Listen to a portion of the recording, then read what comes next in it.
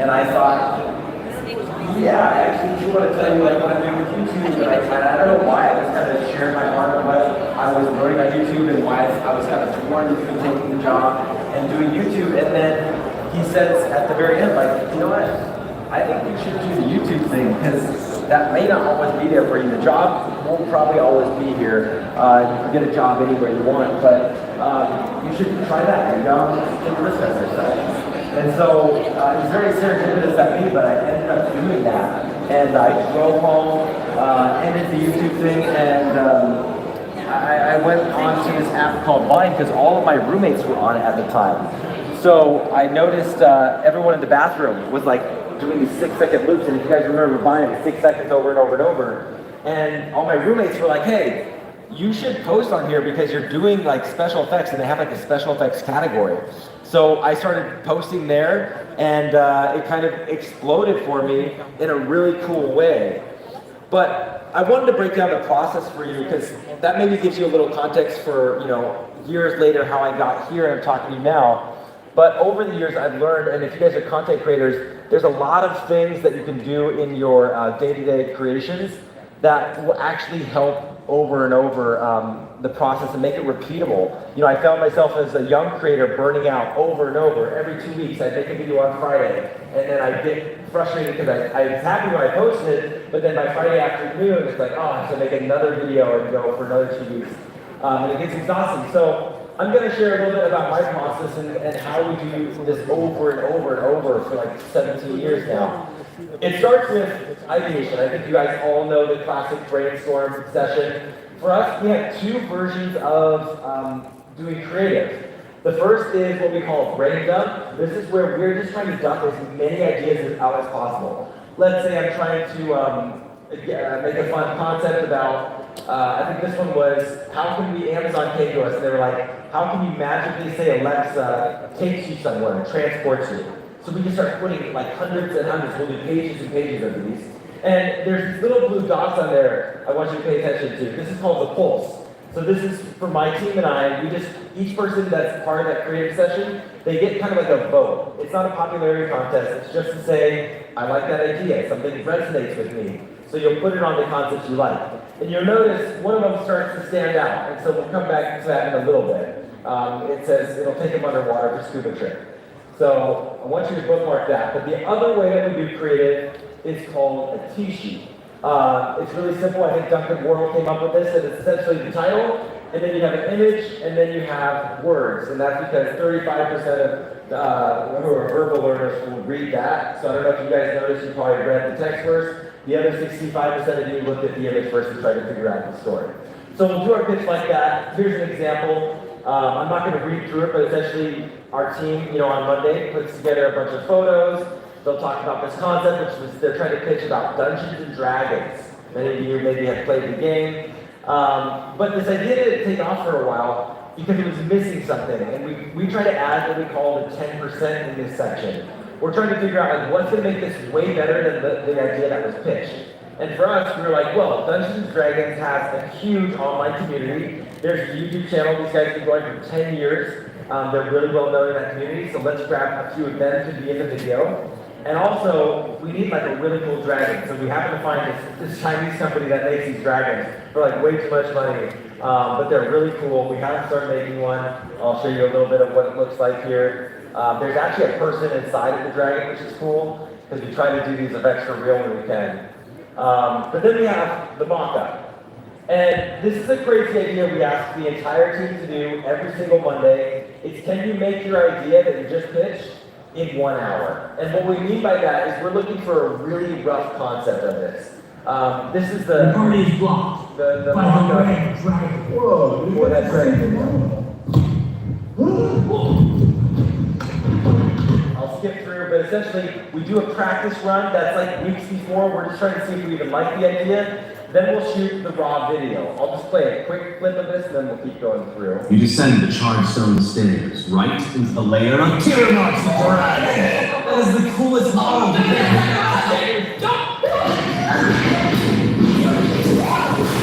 So notice it starts to look really similar. That's an unfinished VFX video too, so you can sneak peek. But again, I'm going to show you the mock-up. We use this for everything that we make.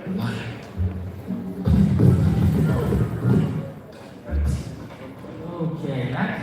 Yep. If you're not guessing you're moving for wizard number 3. Coming to an end. If only I could harness the... Anyways, you guys get the idea. It's a super important process for us, and if you guys ever are doing storyboards, maybe that's great for you. I was doing that for many years, but we don't do any more storyboards. We just make it on our phone and shoot it like that, because it helps get to the final thing a little bit better. Everyone can see it clearer.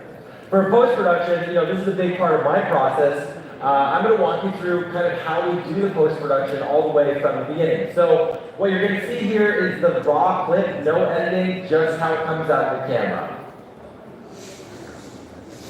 This is the guy, Josh Harmon. He's known on the internet. You've probably seen him for reacting to people's clips. But we wanted to do a fake video where it looks like he's reacting to my clip. And then this dinosaur, this giant green dinosaur is going to come alive.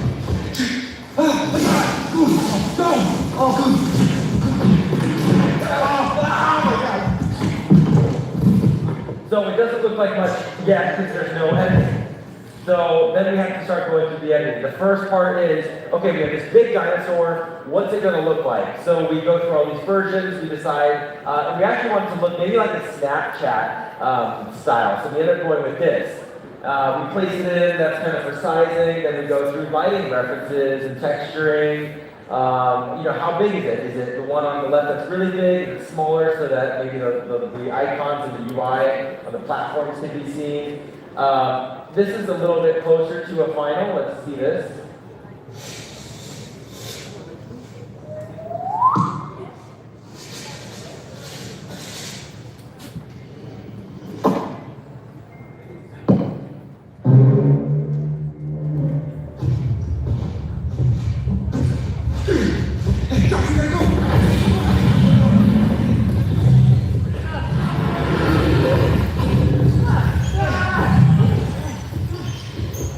The evolution of how it comes together. Yeah, that's fun. Shout out to my VFX team. They continue just to do amazing stuff. And sound design also brings it together. For us, this is a raw clip from a video. I'll just play a piece of it. You'll get the idea that there's no dialogue shot on set. It's usually pretty loud. People are shouting things. There's a bunch of views. So then we go to the first pass. Please take one candy. Happy Halloween. Hey, please take one candy. Hey, I'm coming back. Hey, you.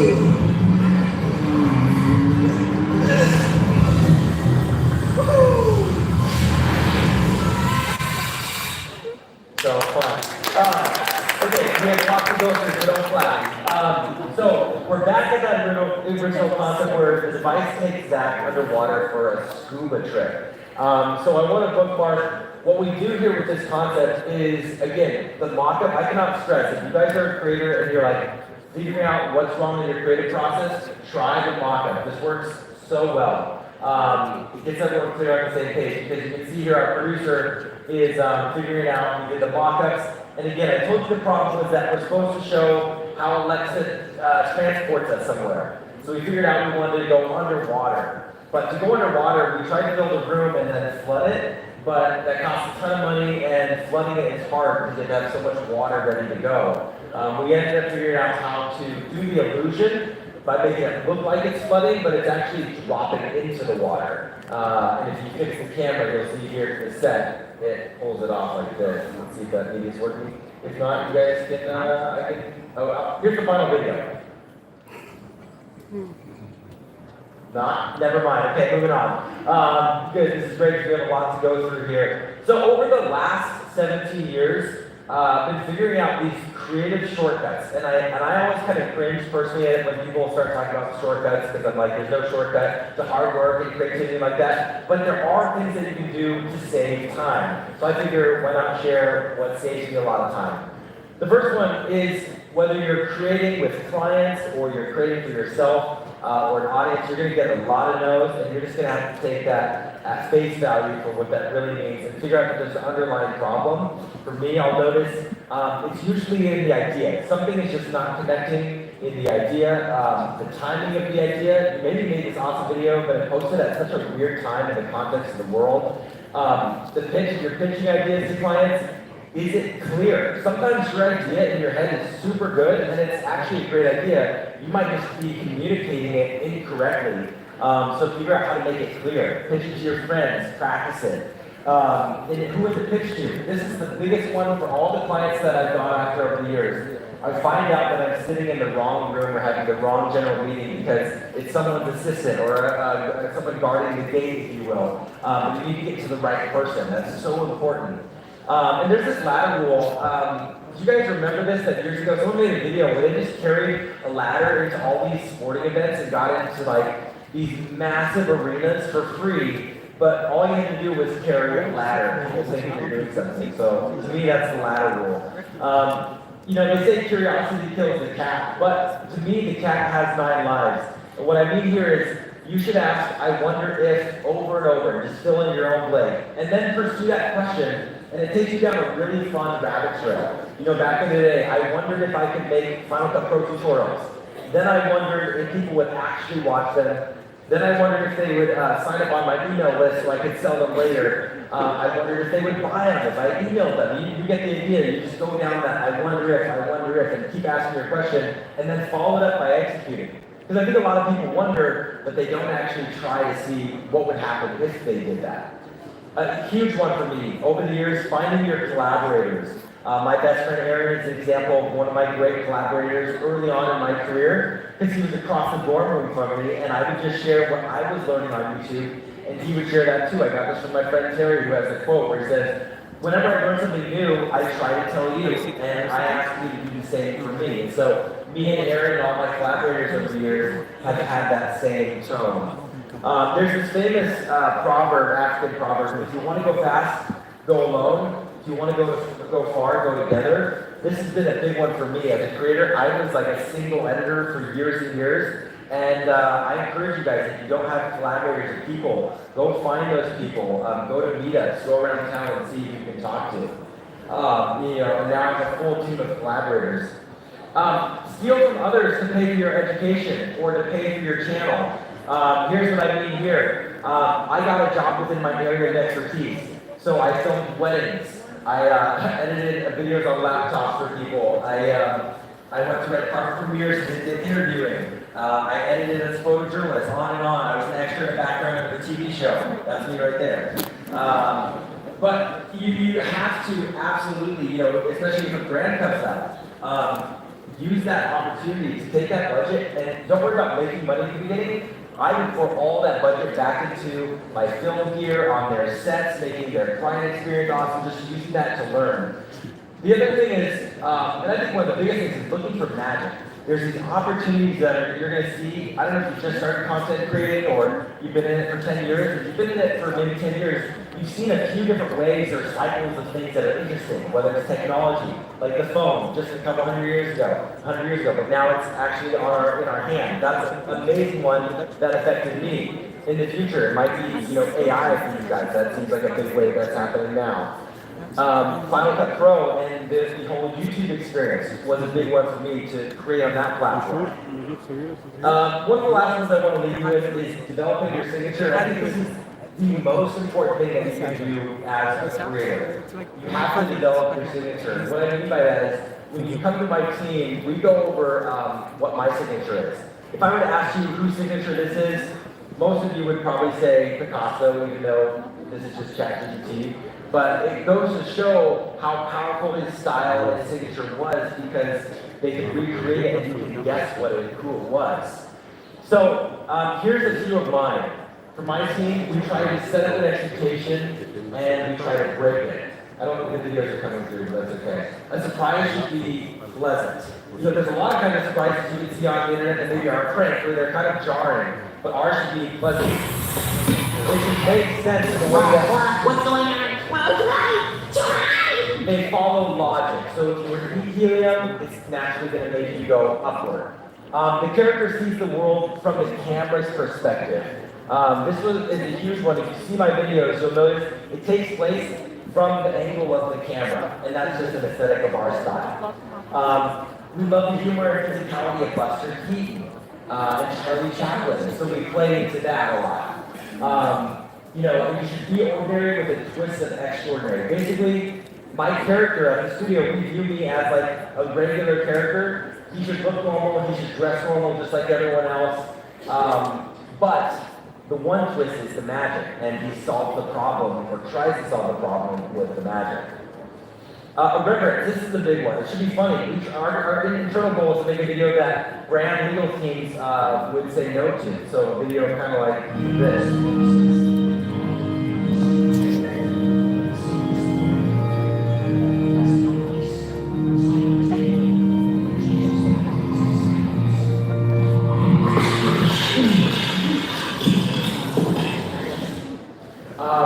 To us, a frame is worth 1,000 words, and if that's true, that means the opening shot of your video, the first thing that they're going to see scrolling, is like one of the most important things you can figure out how to do.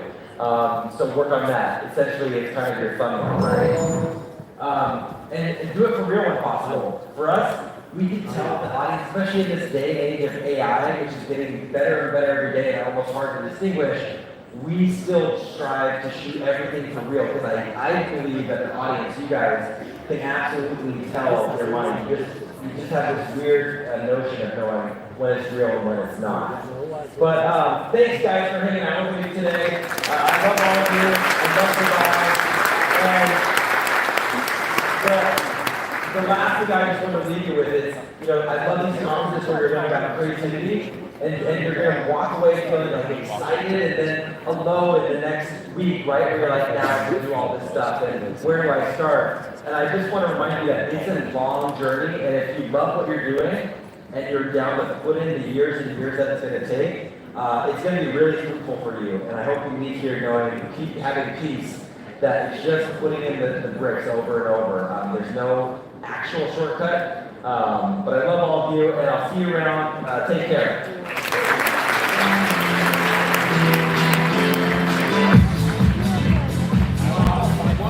I hope these tips are going to help you guys to create better content and even start something for a goal.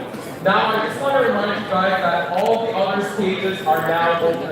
And of course, there's so much happening during those 3 days. And what better way to keep up than to download our 1 billion follower summit app, where you can see all the agendas, speakers, timings, and their locations, and you can also reserve your seat at the workshops. That being said, next up, we have a session that takes us from telecom to philanthropy, discussing a man's journey that is nothing short of remarkable. Please welcome the session's moderator, Anas Bukash.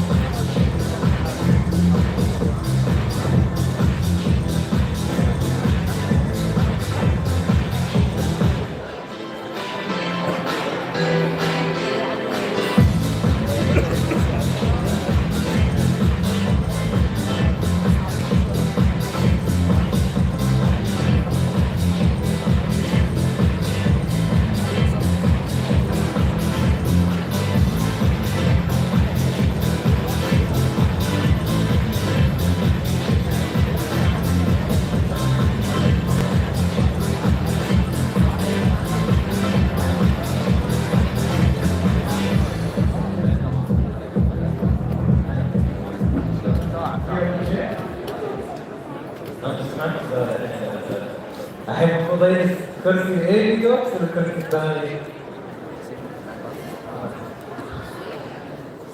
مرحبا بالجميع، جاهزين حق جلسة نقاش؟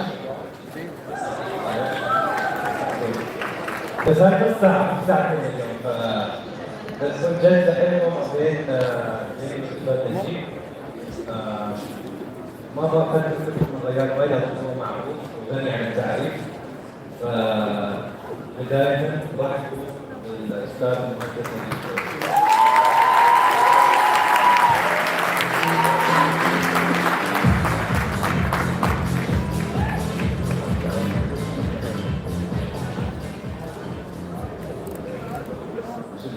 First, we were talking in Naguib on which language. I did my keynote in Arabic, and I know it's a very mixed audience, so we're going to do this in English. وبنخطب عربي يعني. Before we start, Mr. Naguib, I want to actually ask the audience. When I say Naguib Sawiris, which word comes to mind? Money. Business. Right? Business. Gold? Gona. Bad. Fun. You see, so we have success, we have Guna, we have fun. He gave you a thumbs up for fun. That's nice. Okay, so now we go to it. If I ask you, Mr. Naguib, to summarize yourself in 3 words. 3 words? Yeah. Gemini.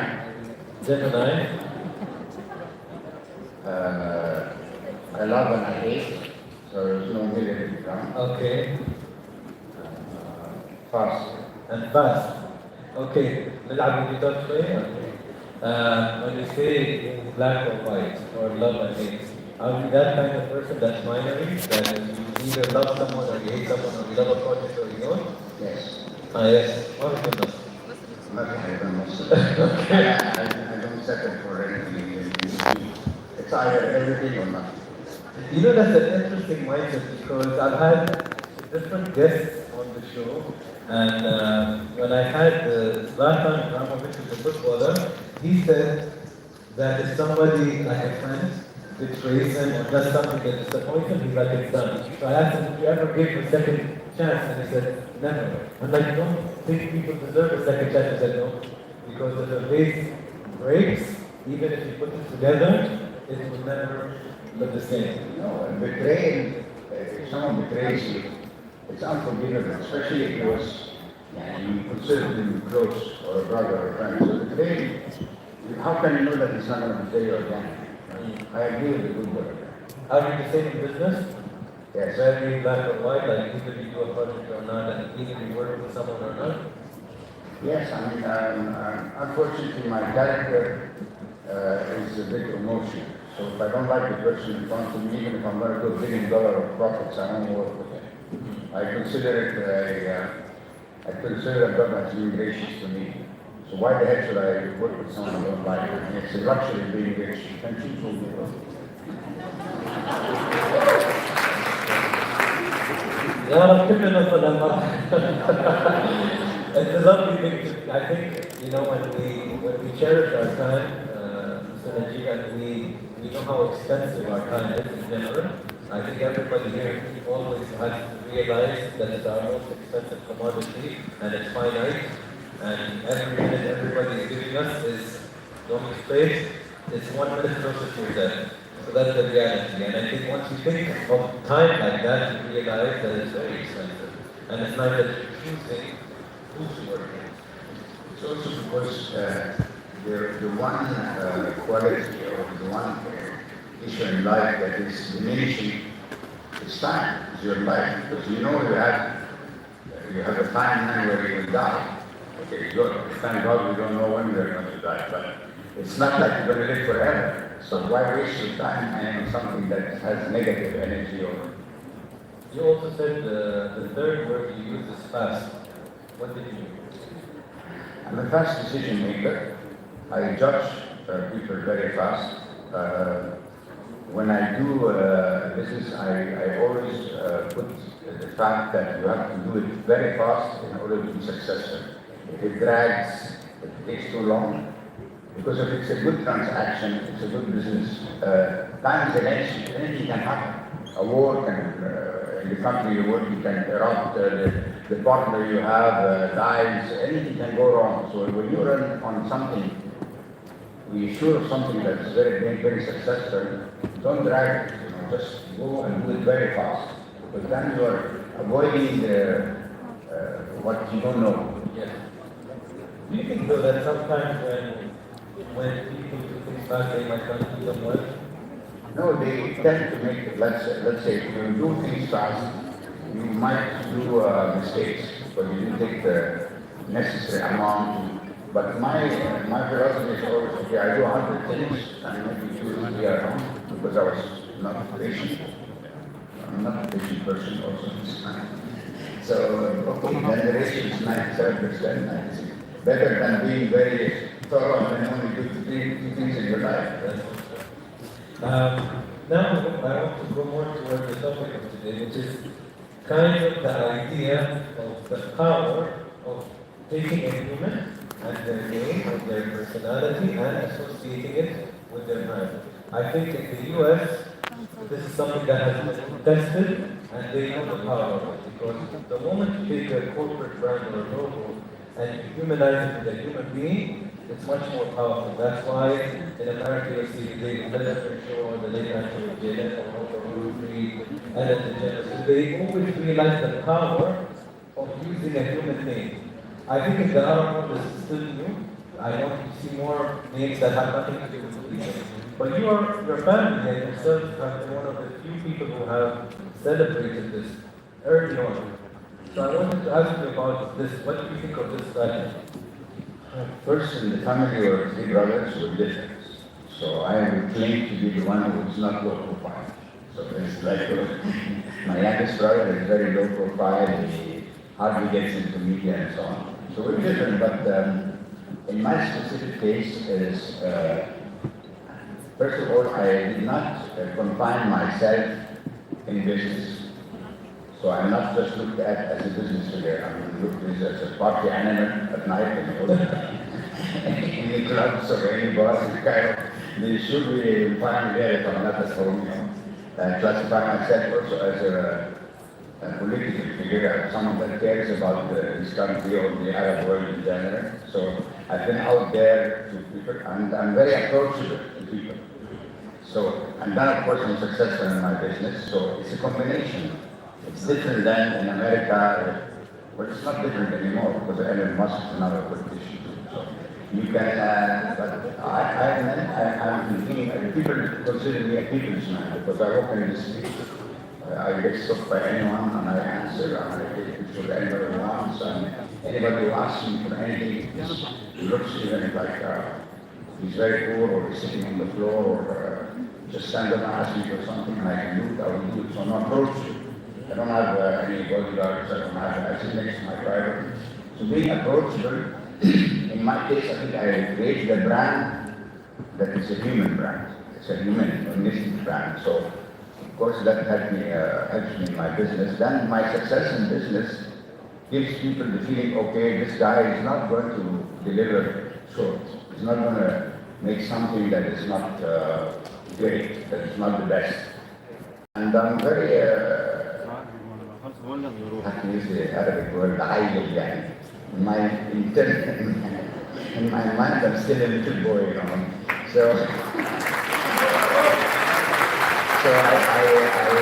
I will not settle for second. So it's like the best example. I was second in the Polytechnic in Zurich. I graduated from the ETH. It's the equivalent of MIT in Europe. But because I was the second, I never told anybody. Because I was not the first. So I always want to be either the first or I don't want to be. So in whatever I do, so if I'm a DJ or I'm putting music, my music has to be the best. If I'm I think I would dress up to look as one of the best dressed up man. Something like that. So I'm a bit egocentric in that. You know, I love how at peace you are with yourself. I think it's refreshing, and I think you touched on a few things. One, when you bring the human brand, as long as you're displaying humanity, which means you said, I like to be childlike, I like music, I like to party, I'm a businessman, I'm good at it, and I think this is what the world sometimes finds hard to accept, because if they see you as an engineer, you're just supposed to be doing engineering things. If they see you as a chef, you should just be cooking. And if you start to play football and you're chef, you're like, why are you playing football?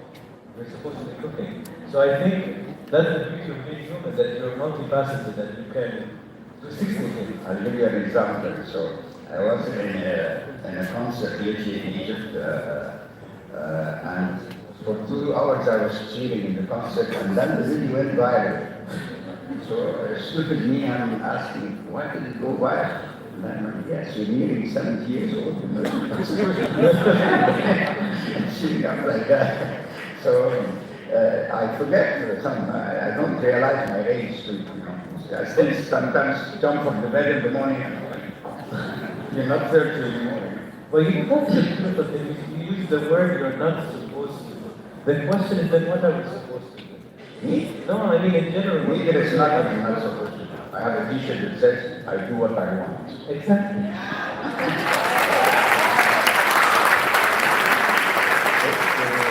You know, Naguib, one of the most sad things that we see, I always talk about how babies are extremely curious. You know, they put sand in their mouth and they realize they don't like it. Then open drawers. They're so curious for life as children.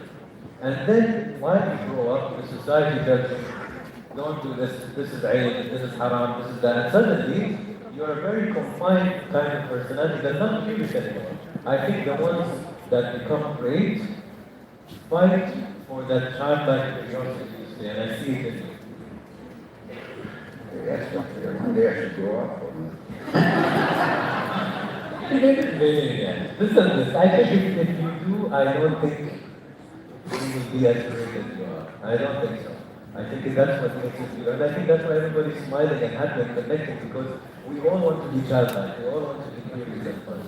So I think you're showing that very nicely. Okay, now that you associated your name to your brands, what are the positives, what are the negatives? No, for example, when I went to the real estate business, this was like 4 or 5 years ago, and the fact is I was not supposed to go there because my immediate brother, this is his business, and I had a brother, I think that nobody could second his brother, but I sold my telecom company, and I was jobless. So I can't sit still like that, so and I love building stuff, and so I went into real estate. So this is a good example of connecting your brand and actually in 3-4 years I became one of the top 3 developers in Egypt. In 3 years, people were there in business in 25, slightly equal to Amar in 3 years or 4 years, you know. So, and what happened is that the brokers manipulated my name. So they used to say to people, buy this villa on the North Coast from Naguib Sawiris. But this is not the name of my company. My company's name is Aura. It has nothing to do with me. But the fact that they use my brand, my name, everybody votes because people trust that you are going to, they trust your honesty. They know you're going to deliver something better than whatever they imagine. And they know you're not going to cheat, so it works. So I mean, I felt for the first time that my brand has been monetized. Okay. Well, then what's the negative of connecting your name? The negative is, imagine a guy comes to you and says, you sent me a message telling me to buy an apartment. فأنا كنت بياع يعني became a salesman and it looks a bit trashy يعني you're trashing your name, you know, when you get people buy because it's Naguib, you know, so it's a negative one in a way, you know, but in the end we failed to stop it. So, but now I think people more and more are concentrating on our company's brand, you know, I hope. And do you think, Ustad, that it's more positive to have a name associated to a brand or not? Yes, for sure, because people like to feel that there is a human element, you know. Imagine now with AI. What AI will do, it will eliminate the human element in a big time, in a big way. So you will see a page, so wow, this is beautiful. Who did it? Say AI.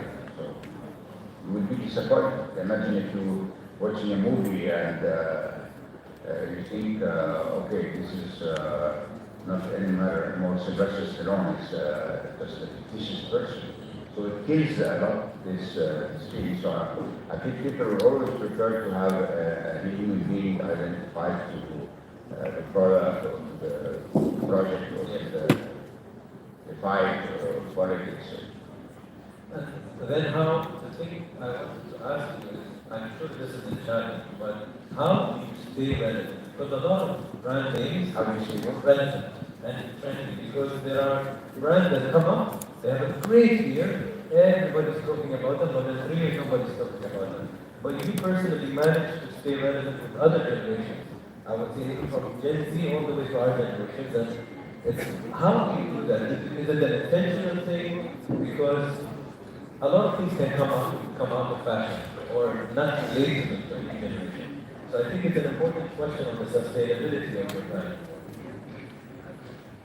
There are two things here. One, you have to be lucky, because there's no one who can, I can talk about my failures, but the thing is, in this society, people know your successes and don't know your failures. So they think you're like a Superman, but it's not true. The second thing is, I don't want to get into religions, but I am a very strong believer in God. So you can call it luck or call it your connection to God, okay? And I say God and I put a point. I'm not interested in all the stories after God. So whether this was this religion or that or this, I just believe that like there's only one God. You have to have a relation with him, and I have an excellent relation with him, even though I don't pray and I don't go to church. And I don't fast, and I don't. So I don't do all the rituals, but I have a dialogue with him. You know, like when I have a fight, and the fight is 1,000 people and I'm all alone, I can come now, you're going to go win this fight. And you would look at me and smile, because normally you would not go fighting 1,000 people and you're alone. But my point is, if God is with me, how can I lose?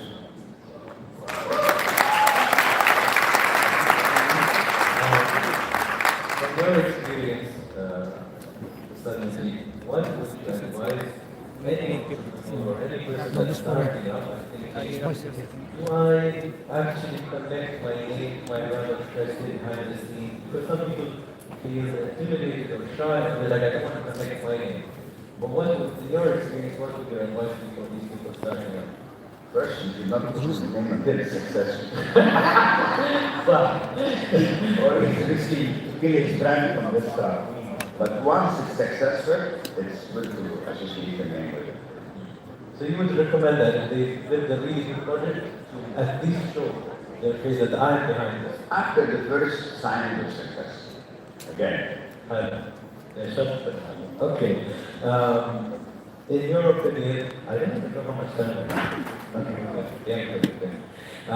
What would you want, Mr. Naguib, that your company, that your brand say about you in the next 20 years, 50 years? Happiness.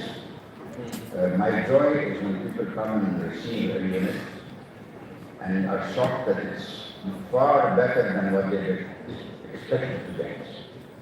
This is giving them something that they did not expect. Not just their money worth, but it's more what they thought they would expect. So happiness, and that the project we do includes elements of happiness. Whether it's greenery, whether it's water, whether it's entertainment, whether it's weather, or whether it's the quality of the management, so the quality of the people around them. So happiness, that's like for me, that's my, I can give you an example is that I designed my own books. My last book, 10 years old now, unfortunately I designed it in a way that there is no more, I have no more wishes than any other boat, so I'm stuck with this boat now for the end, but the day I went to receive it, I was shocked on how better it was than anything I would have imagined that I was involved. So that feeling I want to give to everybody. Why? Because I'm happy when people are happy. I'm not happy when people around me are not happy. I cannot be happy if I feel that the majority of the people are not happy. I cannot enjoy my status of not being poor or being rich when I find that everybody around me is poor. It just takes the taste out of my success, my success. It's a negative heuristic. I don't want to be the only happy one in the room. Happiness spreads, and it spreads when you share. So that's how I feel about it. You said earlier, Nagib, you said that when you sold your telecoms, you made your money, but you couldn't sit still. So why do you do everything that you do? Like every project and everything you're doing, is it just because of the happiness thing, or what's driving you to keep busy? At first, you have to preserve this. I mean, if you don't preserve your mind or your intelligence, your CPU will decline. So you're actually, the more you work, the more you are stimulating your mind. And the last thing you want to have is to become senile or Alzheimer or whatever. So you need to, this is one reason. Secondly, you feel that you're still giving your life and that you're still on a success to route. But you don't want to sit at home and say, okay, I'm rich, I'm happy. It doesn't work like that. And keeps me busy and work actually keeps me from doing foolish stuff. Because if I'm left thinking about work, I start doing stupid things, so I don't smoke. But maybe if I wasn't working, I drink too much. It's not good. Yeah, how would you say to everybody here, how does a day in Naguib Sawiris life look like? A normal day. It's a very old-fashioned standard. So I wake up early. So my early rise, I wake up at 7. So the first thing is have my cappuccino, open TV, watch CNN, CNBC, Bloomberg, just to know what happened during my sleep. Because I can't start the day not knowing what's happening in the world because it influences your work. Then I go upstairs to Ideation, I read 2 paper newspapers during the practice, but I don't take practice usually. So no, I did take the first and the papers and the cappuccino. Then I dress up and I go to my office. I'm usually in my office 9 o'clock. And now I have the luxury of only working 5 hours. 5 to 6 hours a day. So I go to the office from 9 to 2 or 3 o'clock in the afternoon. Then I go off, I have lunch, a heavy lunch. And then I have siesta. That's so out Siesta, I call it the holy siesta. Okay. So I used to have a butler who was living all my lifetime. He died 101 years.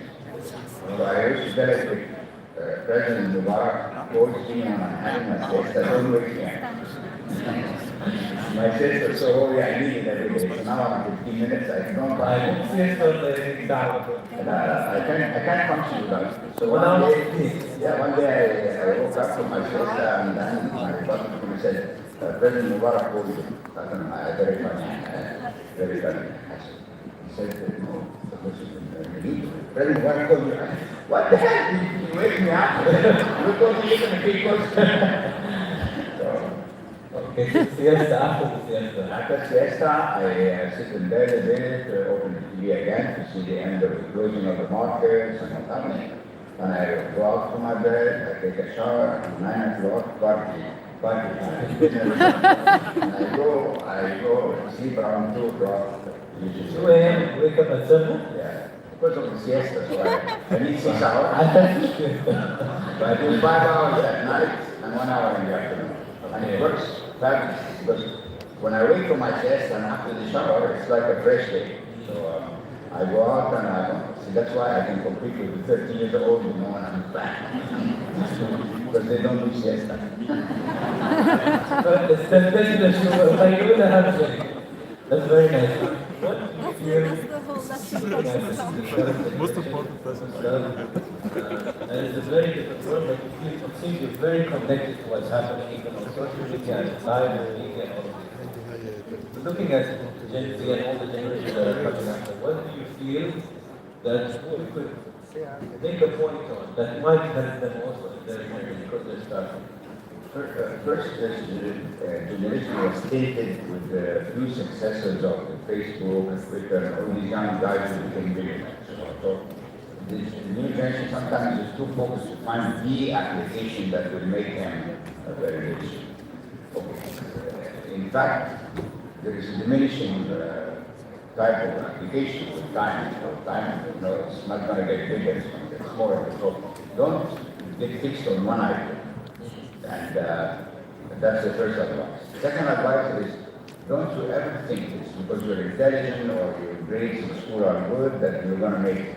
If you're not willing to put the hard work behind this intelligence, and I say hard work when you're starting, you should work 12 hours, 14 hours, you should work until you feel okay, I jumped from the 0 point to point 1.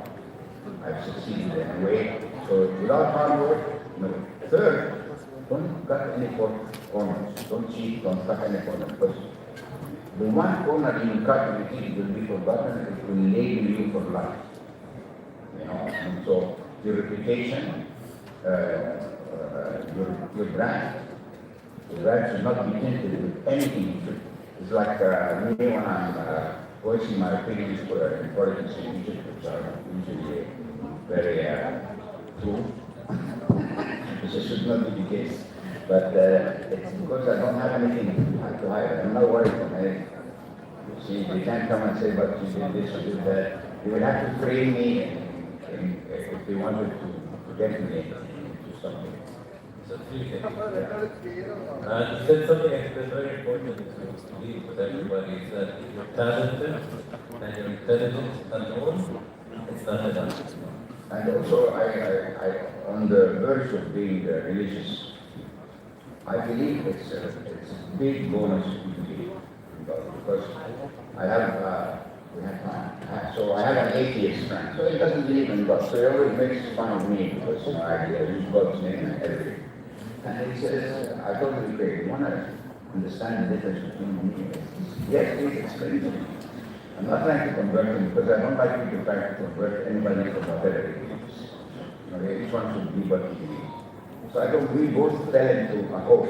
It's the same dimension, same depth, everything. Me and you, we shouted, we tried to get out, we did our best, both of us, and we couldn't get from the hole. Here's the difference. Me, I have hope.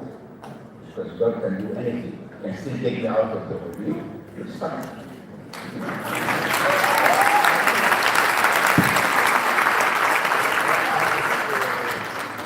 Well, I also think where we allow the same English as possible from helping the production team, I think I hope. But I personally really enjoy listening to your mind, how you see life, and how that peace you are with yourself. I find that rare, and I think more people find that life as good. Thank you for sharing that with everybody else, also including the life. Thank you very much.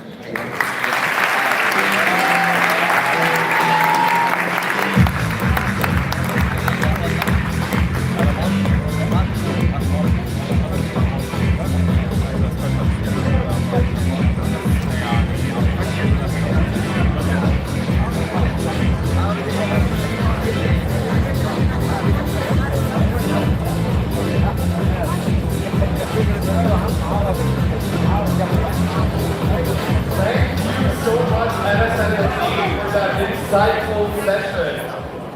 Well, guys, there's one more thing to mention again. For those of you who weren't here earlier, we wanted to mention the 1 million pitches competition for groundbreaking startups and entrepreneurs, a partnership with Shuru, who invested $8 million. And another reminder is that all stages are now open. So you will not be able to only enjoy sessions in here, but also on the other stages. I would really like you to just keep the stage clean and be a little entrance here. Alright, so you guys, how are we feeling so far? Are we enjoying the sessions? Yeah? Yeah? Okay. Can we get all louder?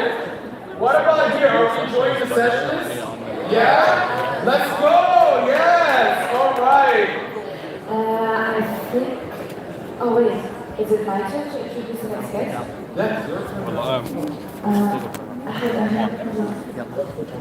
I cannot find this. It doesn't say anything here. Oh, did you present the card? Yes, my cue card. Oh, wait, I remember. I think I put them somewhere under the people. Really? Why? Oh my god, we need to find. Oh my god! Is it Guys, now we have 2 exclusive vouchers to give away from Naguib, and there will be 1 lucky winner with us today. Can you tell us how to play the game, Naguib? Oh, of course, because you really thought you're going to be all here all day long without winning some nice gifts. But this is a speed game. So who is faster is going to win those.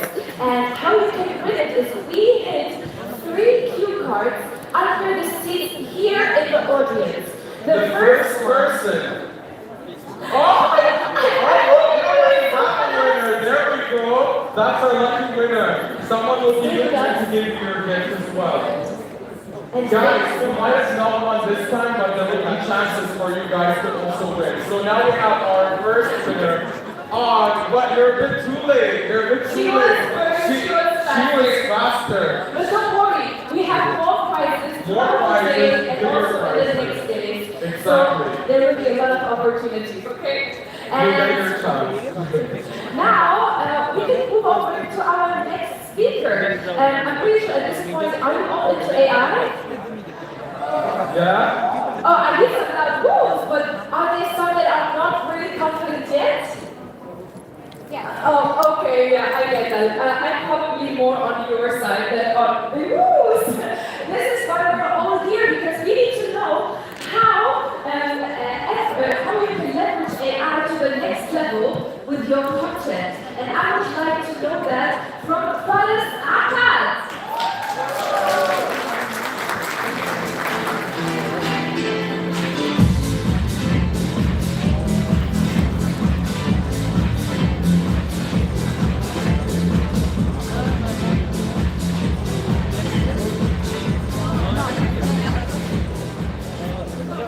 Good afternoon, everybody. My name is Naguib Sawiris. I'm the Regional Director for Meta for the Middle East and Africa, and it's a great pleasure to meet all of you here today. Tough act to follow Mr. Nagib and the fantastic inspirational messages you're sending, but we will try. I'm here today to talk to you about AI. So obviously, it's the buzzword of the year. It's an area that we are heavily investing in for many, many years. And as I'm preparing for this, my daughter saw me, my daughter's 5, my wife claims she's my favorite. I'm not going to confirm or deny, but she does ask very smart questions. She's like, oh, what are you working on? I'm like, AI. She's like, what is AI? I'm like, AI is going to be the most transformational shift in your generation. She's 5, I'm like, by the time you're 10, the world will not look the same. She's like, I don't understand, which is fair. So I said, it's like your best friend, having your best friend that knows everything and is always right and is always with you and assists you in everything. She's like, yeah, I'm Ala with you. I'm like, yes, Ala is my childhood friend, we grew up together. And she's like, well, Ala is not right. Often not right, and he's never on time. I'm like, all right, let's try this a different way. I'm going to show you what we're working on, and then you tell me what you think AI is. So that's what we'll do today together. What I'm going to talk to you about is going to revolve around 2 key areas. One is artificial intelligence, which is AI, and the second area is the metaverse, which is an area that is very correlated to AI. AI is this intelligence that is able to summarize all the knowledge of the world and serve it to you not as data, but as information. And metaverse is the sense of presence in a space and time where you might not be, which adds to that intelligence. But to give it a little bit of a beat, let's give you a quick summary of what we've been working on last year.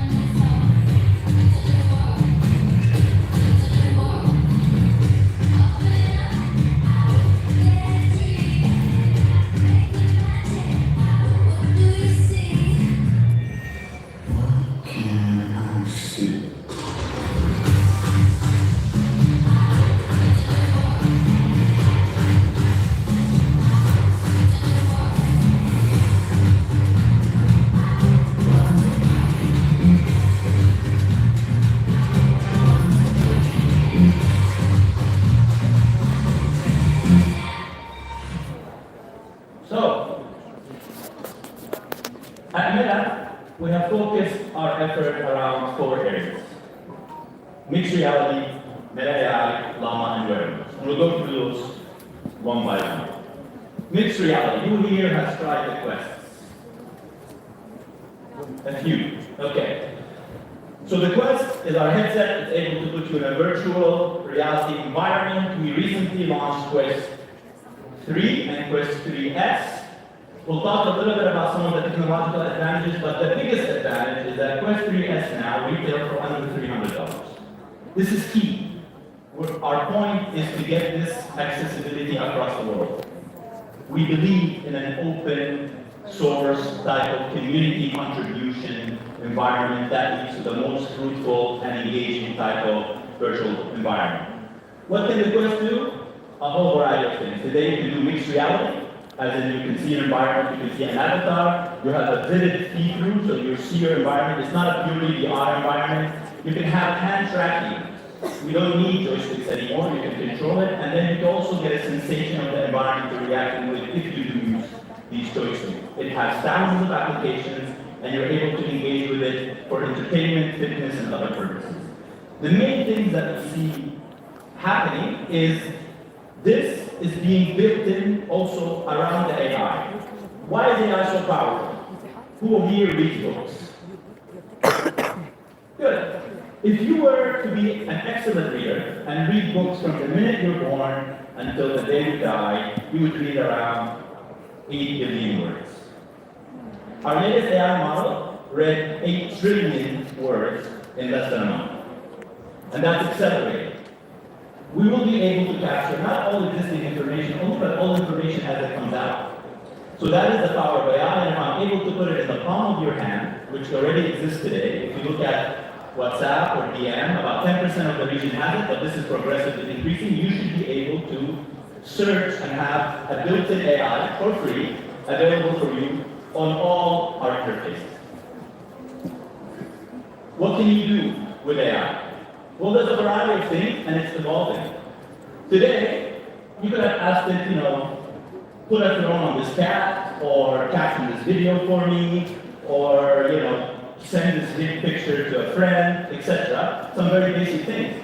The key difference is that it used to take input from text and pictures, and today that we have over 500 million people using Meta AI on a monthly basis, and that's accelerating quickly. It's a free AI system. We believe by the end of next year will be the most downloaded and used AI. How can it help? Well, I put a picture of my boss, and if I have a bad bonus, I can put some funny skaters on him, and if not, the imagination is the limit. I could also give it instructions via audio now, or video. I can take a picture of something and say, what is this? How many calories does this have? Can you compare the price of this? Mi lengua materna es el español, pero sí, ahora también puedo hablar inglés a través del doblaje automático de IA. Mis labios se sincronizan con la traducción y todo. Es increíble, es cool poder conectar con personas y audiencias que hablen inglés.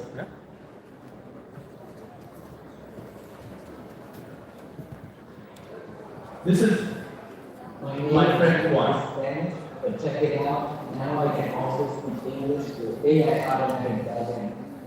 My lips are synchronized with the translation and everything. It's amazing how cool to be able to connect with people in audiences who speak English. Juan does not exist.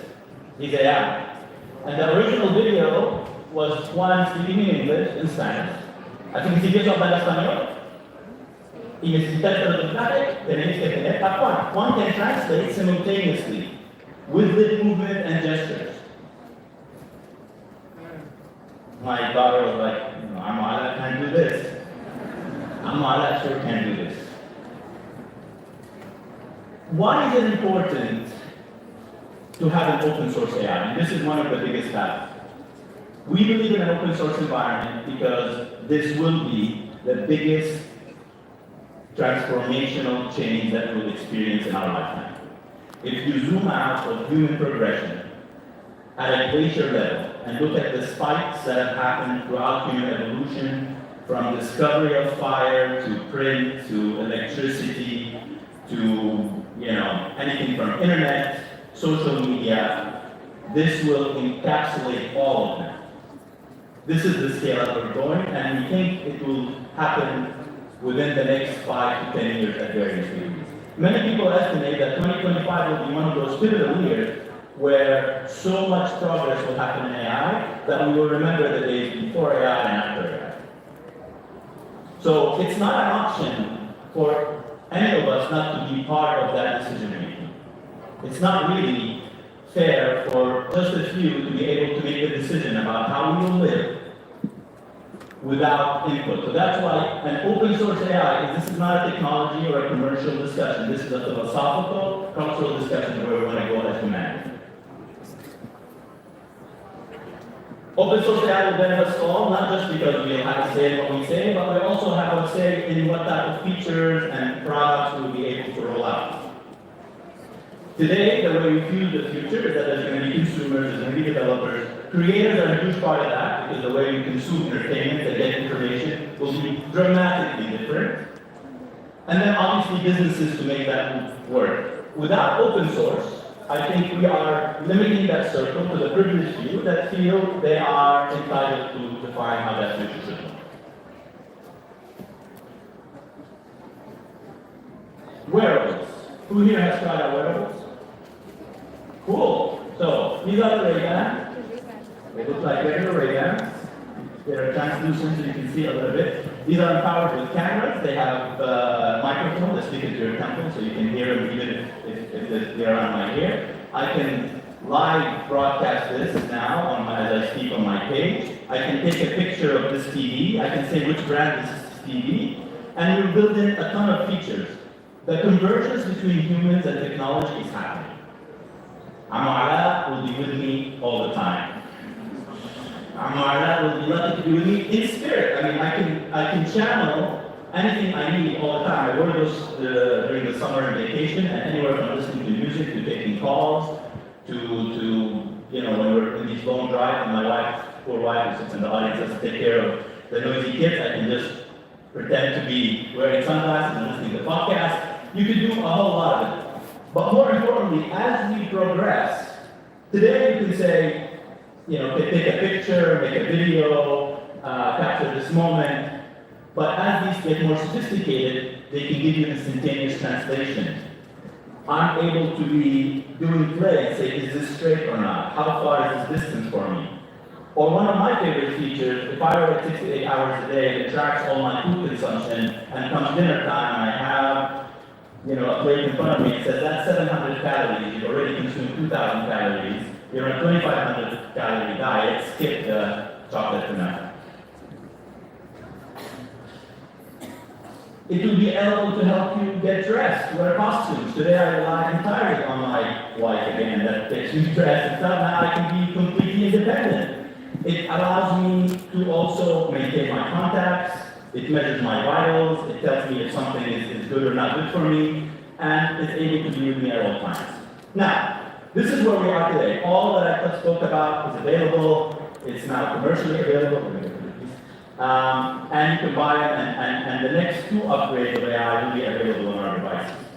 But let's take attention to the future, because this future is coming soon, and we're trying to move. This is Orion, our fully functioning prototype of the most advanced classes the world has ever seen.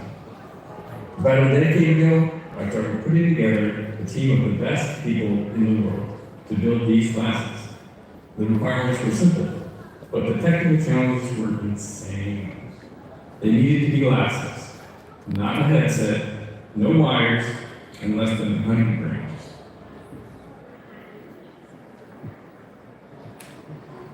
Orion is our biggest bet on wearables. This is where we started. This project has been in the works for 5 years. It is available technically. It's not commercially available because it's very expensive, because it takes a lot. It's hard to make technology. It's hard to make technology small. And so it will take a while, but when available, the possibilities are endless. You can have hyper-realistic multiple screens that you're working on. You're able to interact with others through a projected hologram in person or in other parts of the world. You have a full-blown AI built into this. The computing power is incredible, and it would replace not just your iPhone or any phone, it potentially replaces a lot of the other devices that you have to wear. This is one of the many features that we are working on and we think are in the very, very near future. So to wrap it up, every connection is an opportunity. And I think you guys being here, showing curiosity to what that future looks like, is the right way to do it. It's scary, it's going to be a massive shift for all of us. It's not going to replace Amara. It's just going to make the experience with Amara a little bit smoother. Thank you and have a great day.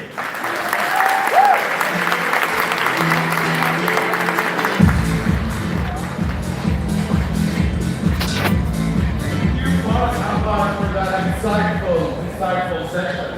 And now, guys, I'm sure we're all interested in storytelling. We're gonna have a master storyteller who's revolutionizing digital content, blending fantasy and suspense in ways that captivate the audience. We'll also dive into a sneak peek into both TV's adaptation. Guys, I want a loud welcome. Loud welcome, I'm looking at you. Guys, please welcome on stage Osama Muslim in conversation with Muhammad al-Jafri.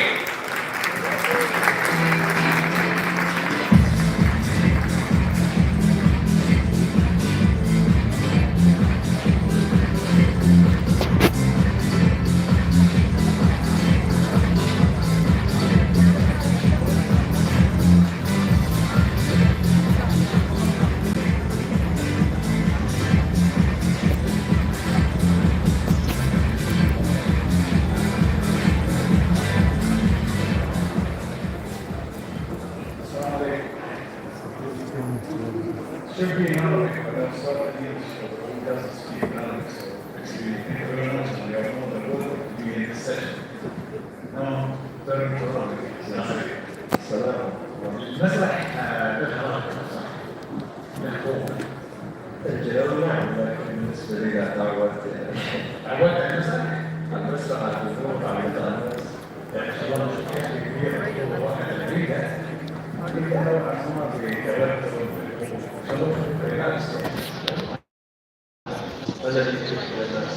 طيب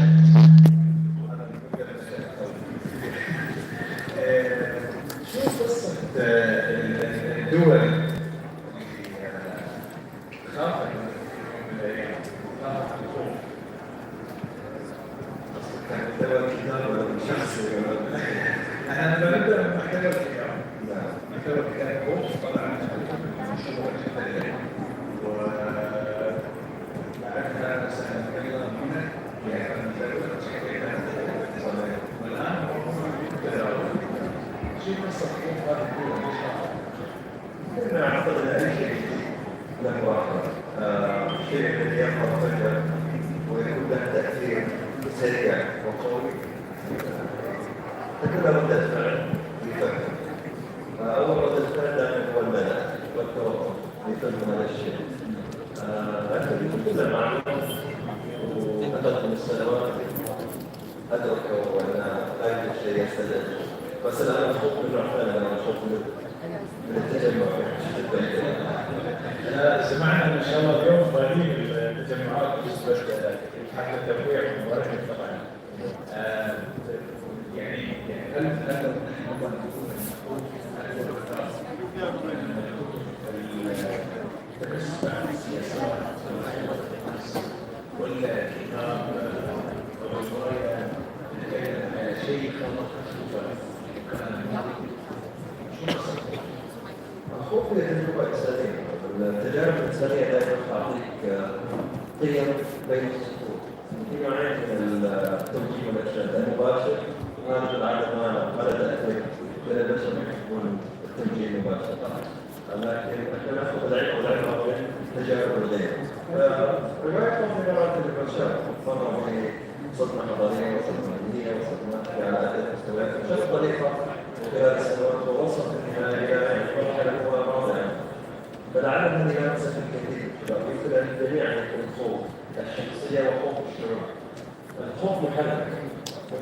سلبي ممكن يكون إيجابي. أنا من نفسي تعاملت مع المنتجات كوسيلة للتطوير وليس للتطوير والتحفيز أكثر من التحطيم أو التبرع بالإنجاز. يمكن هذا التفكير الأساسي اللي خلى أغلب الأطراف يرون نفسهم في هذه الشخصية. الباطل يخوف الناشئ، يخوف الدول. أعتقد كل دولة لها سبب لكن بدون نذكر أسباب الدول.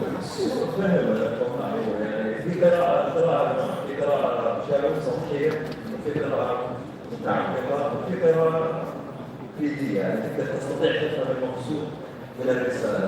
فرواية خوف قرأتها بشكل سطحي حرفي قد تسيء فهمها، قد ترى أنها تحارب قيم مجتمعية، هي تتنكر عقلك. العياد يختلف عن الحرب. نعم، العياد هو إعلان الحرب عليه.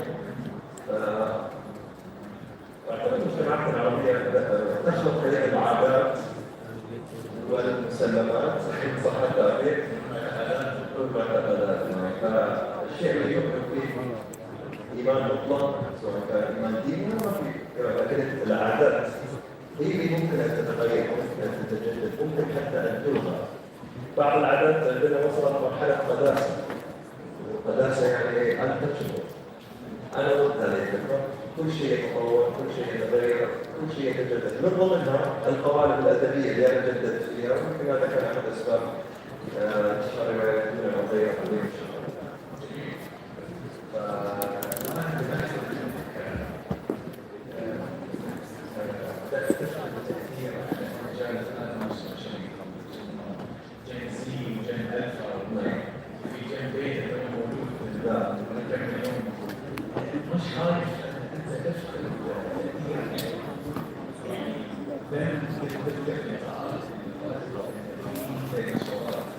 دائما نستخدم هذه المصطلحات في عالم الادب.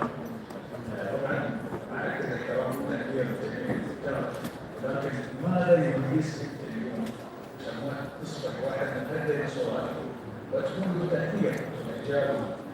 ونحن جينا نقرا اي شيء. هو الفجوة بين الأجيال لها أسباب كثيرة، لكن أبرزها المصايب، الأبصار، تفرض أي شيء سواء قيمة أو مبدأ أو أسلوب حياة. لكن في زمن الجلسة الاختيارات الخاطئة أو الصحيحة. فأعتقد أن أنا اتخذت أسلوب اللي أنا أتواصل مع الأجيال اللي ذكرتها ليست بطريقة صح أنا لا أصح، أنا أقدم مثال أراه إيجابي. والإنسان طبعا يعرف ما هو الإيجابي والسلبي، يستشعره يعني. والأصل في الإنسان أنه يفترض أن يكون الخير وليس الشر. فكذلك عندما نبدأ محاربة الشر هو بالهجوم عليه، لا، محاربة الشر هو بتعزيز الشيء. فلما يكون أوجه الخير والإيجابية والأمان عالي، الناس ستذهب لها إذا فقد غير موجود. سيزدهر الشر ويأخذ مساحته. خلينا نتكلم على قصة التأثير.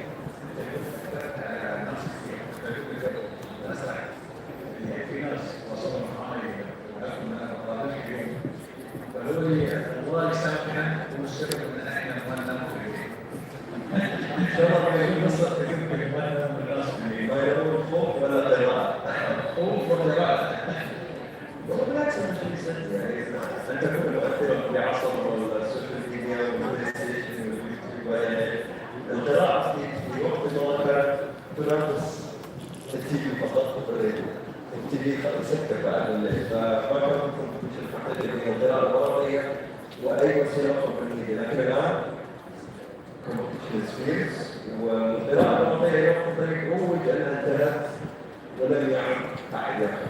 أنا كنت ضد هذه الفكرة، أي محتوى ممتع وآمن ويحمل من طريقة شيء يستحق الاستهلاك سيبقى ويغير، وهذا ما فعلت القراءة وأستطيع أحد أن أثبت أن القراءة الورقية موجودة وباطلة.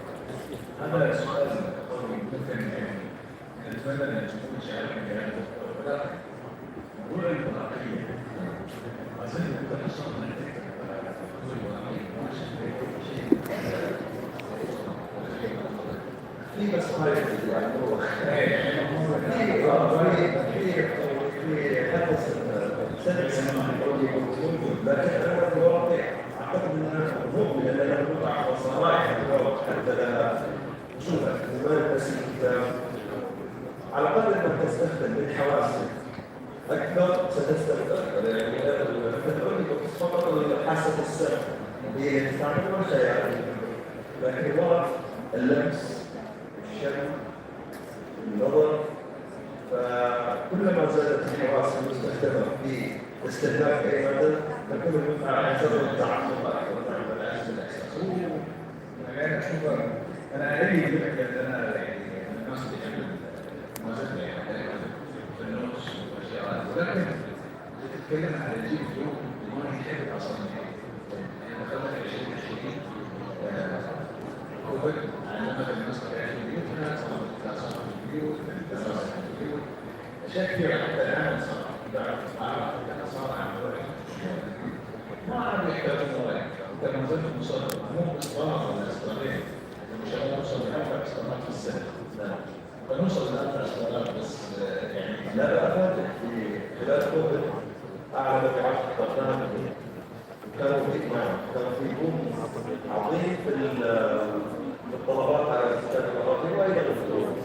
أعتقد أن الكثير من الناس اكتشف القراءة في نعم لأن بالرغم من استهلاك المواد الإدارية والمسلسلات والأفلام والجيمز وصلوا مرحلة من التشبع ما عادت هذه المتوفر لهم مرحلة من المتعة فتدخلت القراءة وأعتقد أنها ممكن ليه أعمق في الفقه فما أخذ شاهدنا ونتكلم عن الأوطان الناس نوعية القراءة في خلال في كتاب مصور شخصيات وكل زي يعني كانت سريعين عيالك تفضل لكن لا شك ان مفهوم في الاصدار الاول المذكوره الفكري يعني يجمع خاصه خاصه انه يعني اسميها انا سيره الشركه الذاتيه بنيتها على احداث يابانيه.